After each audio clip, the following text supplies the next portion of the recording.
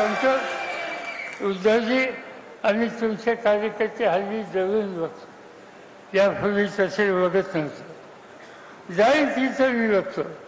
आज मी पहिल्यांदा असं बघितलं की महाराष्ट्राच्या कानाकोपऱ्यात कुठेही गेलं आणि प्रश्न महत्त्वाचा लोकांचा असेल तर धावून जाणार त्याच्या सोडवणुकीसाठी तुमचा शिवसैनिक त्या ठिकाणी असतो.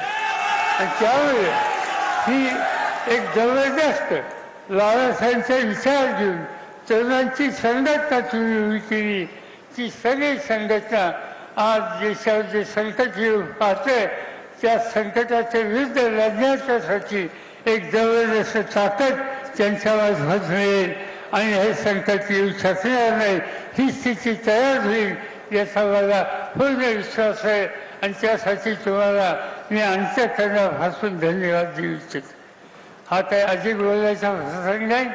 आपण इथून पुढं या सगळ्या कामामध्ये सहभागी होतो. निवडणुका आल्यात आणि या निवडणुकीमधून राज्यामध्ये ठिकठिकाणी ही जी आघाडी आम्ही लोकांनी स्थापन केली त्यांचे जे प्रतिनिधी आहेत, त्यांचे उमेदवार आहेत, त्यांना मोठ्या मताने विजयी करायचे, त्यांना शक्ती द्यायची.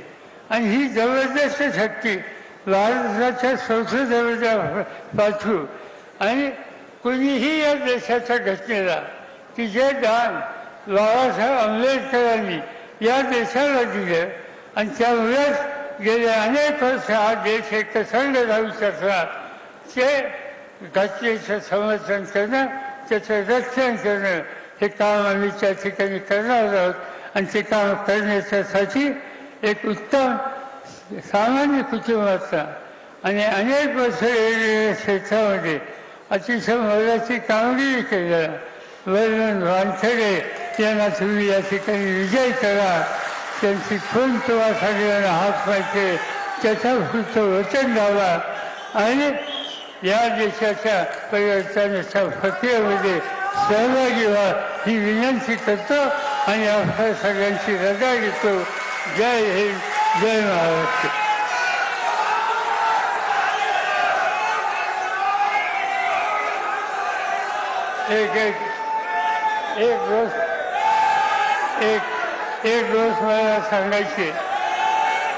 एक गोष्ट मला सांगायची की ही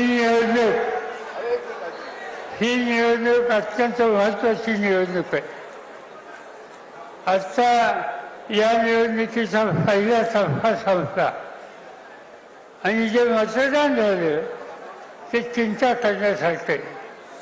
नागपूर शहरामध्ये मतदानाची टक्केवारी 54% आहे आणि तुम्ही जर बघितलं तर गडचिरोली तिच्या 70%, गडचिरोलीचा आदिवासी 70% मतदान करतो आणि नागपूरचा सुविधा माणूस 54% मतदान करतो. याचा अर्थ याच्यातून काही शिकलं पाहिजे.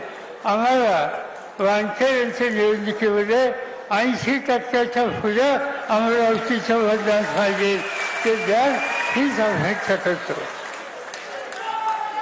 यानंतर राष्ट्रगीत होणार आहे, कृपया आपण कोणीही जाऊ नका. तर शरद पवार यांनी पुन्हा एकदा नवनीत राणा यांच्यावर देखील टीका केली आणि मोदींवर देखील त्यांनी टीका केली आहे. संविधानावर संकट येण्यासारखं चित्र आहे असं शरद पवार यांनी म्हटलंय.